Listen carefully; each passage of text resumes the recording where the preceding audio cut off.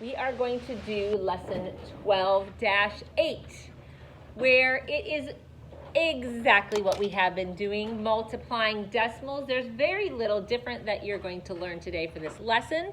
It should be fairly easy. We're just going to be multiplying decimals when there's going to be a zero in the product that we might or might not need to add. And this is going to look very familiar on things that you have done before when you were multiplying by powers of 10. So let's just take a quick look at this example right here and let's do it together. Here we go. We have two decimals and we're going to multiply them, which means we ignore the decimals and we just multiply. And then at the very end we go back and we take care of our decimal situation. So let's do this. We've got 7 times 3 is what? 21. 21. 7 times 1 7. plus 2. 9. 7 times 0. 0. And 7 times 0. 0. Now, we go to the next spot. It's a 0, and so is this one. So do we need to do these? No. Would it help to say, okay, let's go to the next time, let's go to the next spot, put a placeholder in, right, here's our placeholder. Now, 0 times 3 is 0, 0 times 1 is 0, 0 times 0 is 0, 0 times 0 is 0. Are we doing anything to the value? And if we do it a second time and put two placeholders in and have a big string of zeros, we don't need to do all that work, right? We can ignore these zeros because they have no value and they're not holding the place of anything. Now, if there were a number right here, say there was a 5 here, then can we just ignore these zeros? No, because now we have to get over and we have to finish it up with this 5. Okay, there's nothing we need to do with these zeros, so we're just going to ignore that. You don't need to keep going with those zeros unless there's a number in front of them. So here's our answer. We just multiplied like normal. And how do we figure out, I'm going to ask Charlotte because Charlotte was absent and she's just having to kind of wing it today. So let's push you, Charlotte, and see if with only just the quick little recap that you got, you are able to tell me, how do I know what to do, where to put a decimal? Right now it's a whole number. It looks like the decimal should be here, but it's not a whole number because we have to look at all these decimals. So Charlotte, what do we do with the decimal? Yes. She's exactly right. You look to see how many digits in the problem are behind the decimal. And Charlotte, how many are behind the decimal? How many? Yes, 5. We have 1, 2, 3, 4. 5 digits are past the decimal. That means we take our decimal and we move it. 1, 2, 3, 4. Here's our problem. This is our big new skill that we're learning today. What do we do now? We went over 4 spots. We need to go over 5. What do we do?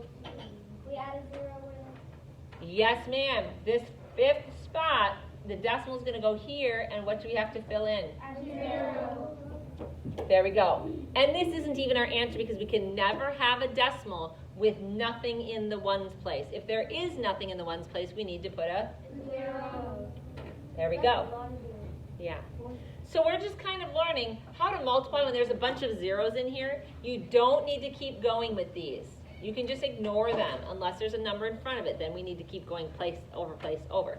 But since there's nothing here, we can ignore these. And once you get your answer, if you don't have enough spots to go over, you're going to need to add zeros in your product. All right? So, did you have a question, Mia? Yes.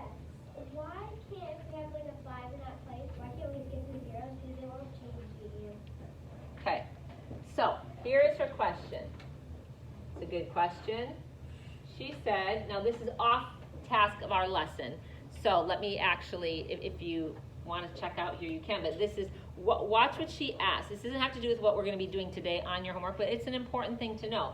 She said, why can't we just ignore these if, like I said, if there's a 5 here, why can't you just ignore these because they're 0? Well, when you are doing your multiplication, if I just ignored these and I just went right to the 5, where am I going to start the 5 here?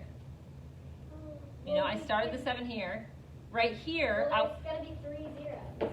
So you just add the 3 zeros and then where you start. okay, so you're on the right track. If this were my problem, I could do the 7 Now this 0, I don't have to do, but I do have to put a placeholder in for it, right? To get over to that spot. And then I do have to put a placeholder in for this spot also. And then I have to get over to this one, right? Does that make sense? Why did you add 2 in the second one? I thought it was 1 and then 2. And then 2. So if I'm going to do this one, I put a placeholder in here to get to here. If I'm going to do this one, I put a placeholder here to get here. If I'm going to put a placeholder here, if I'm going to go to this one, then I put a placeholder. Yeah. Yeah. Does that make sense? Yeah. You should have 3 zeros. And then you can start 5. Then you would say 5 times 3 is 15. 5 times 1 plus that is 6, 0, 0. And then I add it all up. 1, 9, 0, 5, 6, 0, 0. And I say how many places are past the decimal? 1, 2, 3, 4, 5. So I take my decimal from here and go 1, 2, 3, 4, 5. And it would be right there. Now I don't need this extra 0. I'm going to keep the one there, but that would be my answer. But that was skipping 0. Okay, so what I mean by that is you can write, when there's nothing in front of it, you can do nothing. You can just pretend they're not there. If there's a number here, there's no value, but you still have to use them as a placeholder. You still have to say, okay, I'm done with the ones place. I'm going to go to the tens place. So I hold the 0 and I go to here. And I hold the 0 and I go to here. So you're not actually having to do them. You can skip the math, but you have to still use them as a placeholder. Does that make sense? You do this one, you put a 0 in here as a placeholder. You put a 0 in here as a placeholder, and then you get to that spot, right? You don't need to do those in-between spots where basically you're taking this 0 and you're going 0, 0, 0, 0. You don't need to do that, okay? So,